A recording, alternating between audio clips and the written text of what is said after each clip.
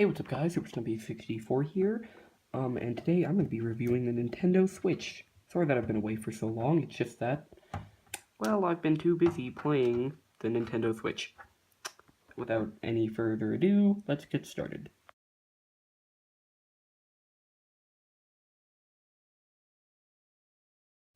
First off, I'm going to talk about how the Joy-Con work. I think it's really cool that you can just, snap them onto the Switch, and then if you want, you can just attach them to, the different little controller thing. They just snap right onto it, and it feels really comfortable, really natural when you're holding the controller or the gamepad thingy, or just holding the Joy-Con on their own. Because the thing is, you don't actually have to have them attached to the Switch or to the little controller thing. You can just hold them on your own. They can be played sideways for certain games, I believe. So I think that's really, really cool about them. Something else that I like about the Joy-Con is their battery life, and the way that you charge them. You charge them by just attaching them to the Switch, and then plugging the Switch in, and then they'll just charge. They'll draw power from it. So I think that's really cool. And then there's this thing.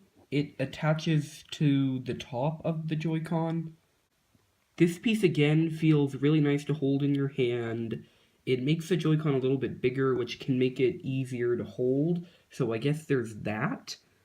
And it adds a little wrist strap on it. So if you're playing a motion game, you don't accidentally slip and throw your Joy-Con across the room, which is nice.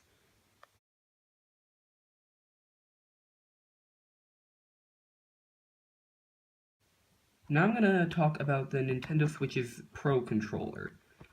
I think it's really well designed, it's pretty well made. It does feel nice to have in your hand.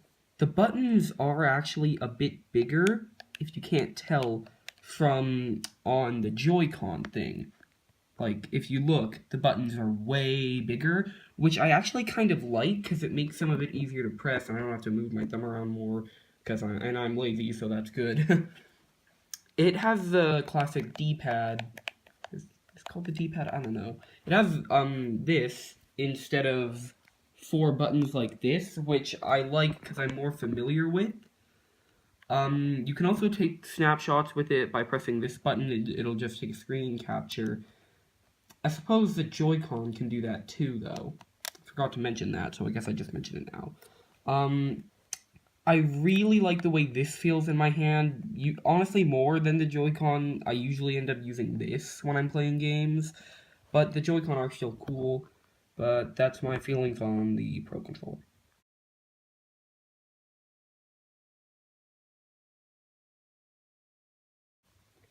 Now I'm gonna talk about the Switch itself. I think it's, really, really great. It's really fun to use. It has decent battery life. The battery life is pretty good on it.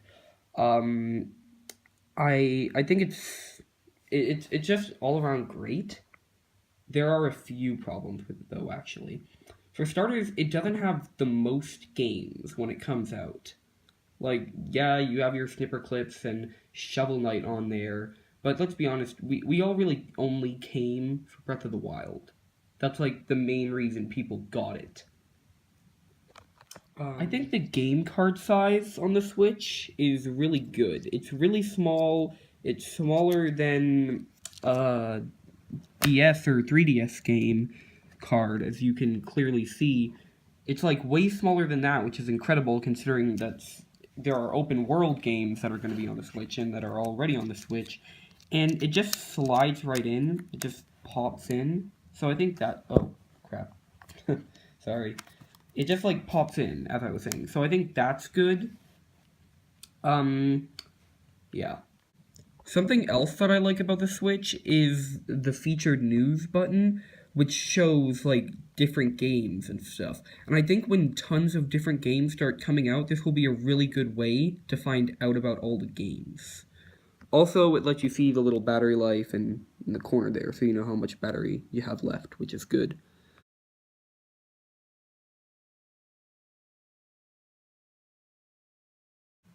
Now I'm going to talk about how the Switch is able to connect to the TV, which is actually really, really cool.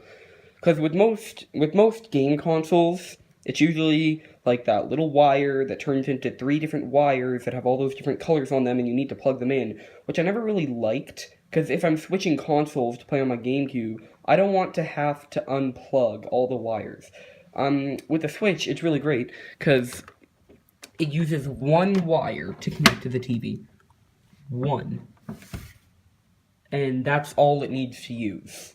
And then you can just play your games on it, which is honestly really, really cool. Anyway, that's it for this video. Hope you enjoyed my Nintendo Switch review. Again, sorry that I've been away for so long. I've been too busy playing my Switch. I think I'm gonna leave the video with a rating on the Switch. I think that it's a solid 9.5 out of 10, and I would definitely recommend it. Although I might wait, if I were you, for it to get a few more games. Anyway, that's all. Goodbye.